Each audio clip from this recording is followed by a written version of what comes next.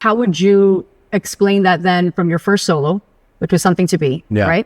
To now, All Night Days. If you see in between the evolution of you as an artist, as a human, maybe, obviously, what has been the greatest change or challenge for you? I mean, I think I spent so much time through Matchbox World being an earnest songwriter.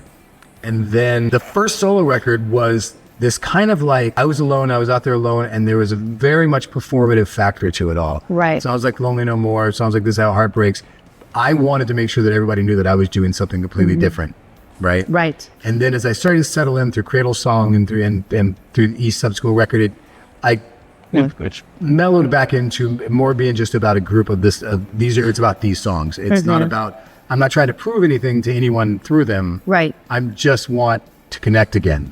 Each time I make a record, I want to connect with someone, and I want those songs to connect with people. Like I've always been and always will be someone whose music is more famous than I am. I have so many people that have no idea who I am. You mention my name, they have no idea who I am, but you play my songs. Everybody knows a Rob Thomas song or a Matchbox 20 song. Exactly. Yeah, you know one of them. There's something there that you probably know. And so you realize that the place where you want to really, really put your connection to is when you're writing the songs, and you want to have songs that you think they're going to resonate with people. I love that. Okay, so when you dropped Hard to Be Happy, you did it with Thrill as well.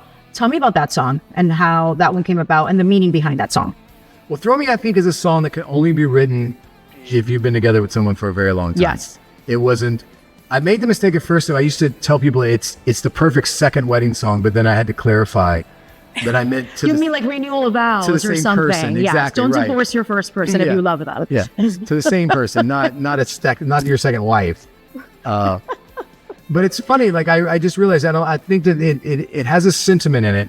I think in the way that it appeals to everyone is that when I was young and we were together for a year, that feels like a giant land, and 5 years feels amazing. So I think in that way, I think people can always relate to it. But I think, when you've been together like past the 2-decade mark, we're heading into our third.